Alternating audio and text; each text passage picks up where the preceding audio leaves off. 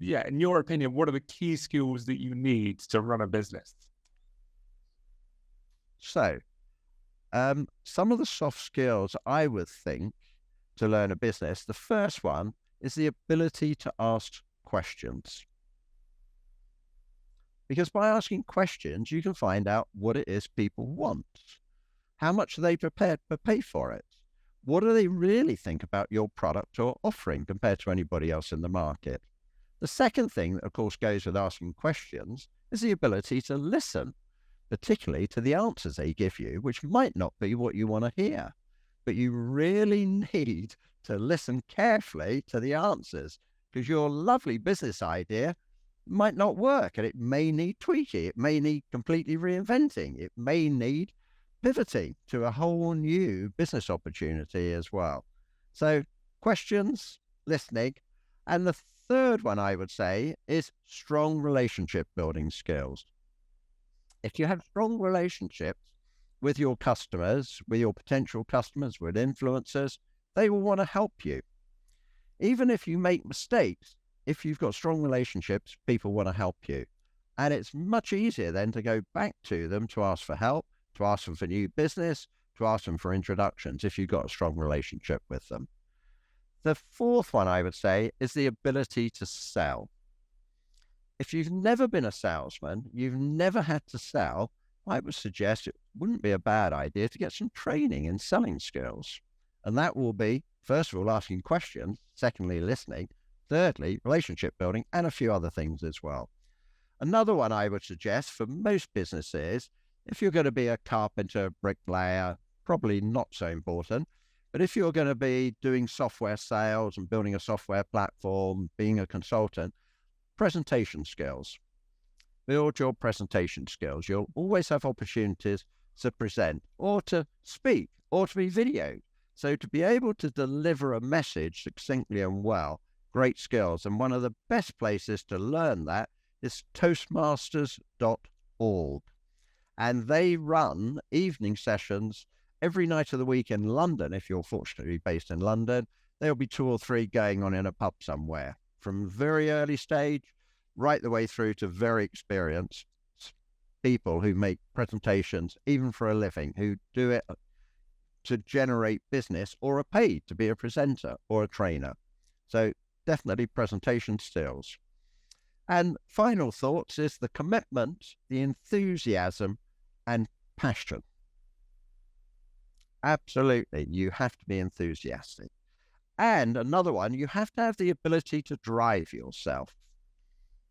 If you cannot drive yourself to focus on the business rather than going having a cup of coffee, putting a wash on, getting ready for lunch, or going out for a walk and relaxing, which you do need to do from time to time, but you need the ability to drive yourself and to say spend 10% of your time on the business rather than in the business, to stand back from it, to go and have that cup of coffee when you've done a lot of work as a reward, but to think about the business and what you could be doing differently and better in your business as well.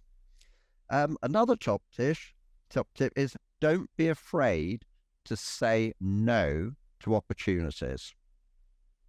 Be prepared to fire one of your clients every year. It might be the client that doesn't like paying, takes you forever to get the money out of them, nothing's ever good enough, they whinge all the time. Fire them. Life is too short. Work with people you love and you like and you respect. Don't work with somebody you don't like and don't respect. That's the reason you started your own business, to work with people you like, to enjoy life. You do not enjoy life when you're working with people that are hassle.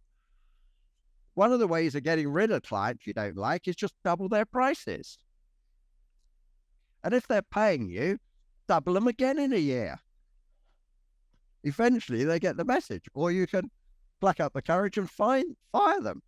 And I tell you what, when you do fire a client, you feel so much better. I tell you, you feel so good that you've plucked up the courage to fire a client. Worth doing, I can assure you about that. So in trying to find what you want to do in business, the first thing I would suggest to you is you have to find something that you're passionate and you love, because then work isn't really hard. You're doing what you love.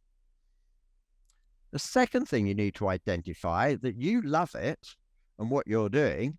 Can you find any clients that also love what you're doing and share some of your passion for it?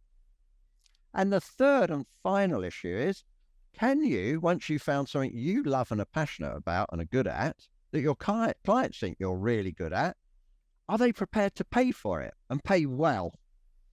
Then you've got the ideal business. You've got an ideal business because you love it, your clients love you, and they want to pay you for it. What more can you ask for? And final top tip is, do learn to smile.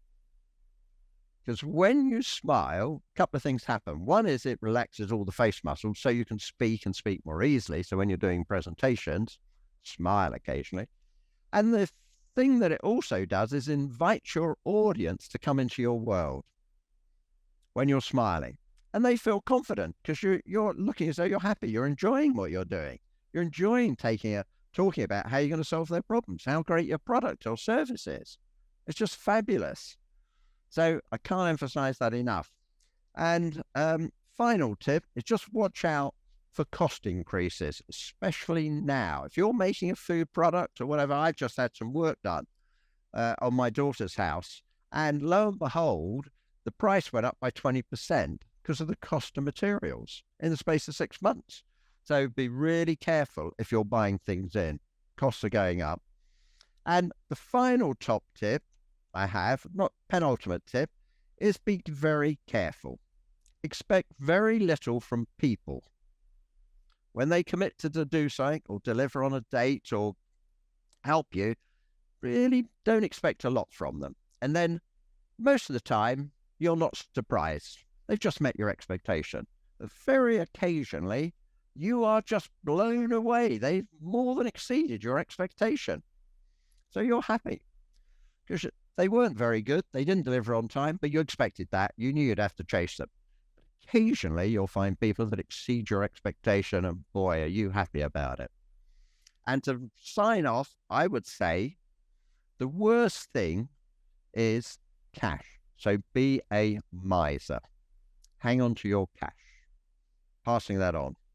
So, and you become your own boss because you don't want to be told what to do. So, but be very careful. It's quite lonely being your own boss. So find 2 or 3 people who are also setting up their business at the same time and create sort of a mind mentor group. Not necessarily a paid for mentor, but you're helping each other. You're talking about your problems, and we all have the problems with finding cash, finding customers who don't pay, things that go wrong, don't get delivered, people let us down. We can talk about that and how to fix the problems. So really, just be aware it's a lonely place, but it is a lot of fun. And I've been doing it for 25 years. And I am so pleased I've made the decision to set my own business up and not go and get a proper job again with all the politics and the hassle and I just couldn't be doing with all that anymore. It's a much nicer place to be. And good luck. Yeah, so I think thanks for once you're an entrepreneur, you're entirely unemployable after that point, aren't you? I always thought I had one big job. However, it never came to me and I never went looking for it. So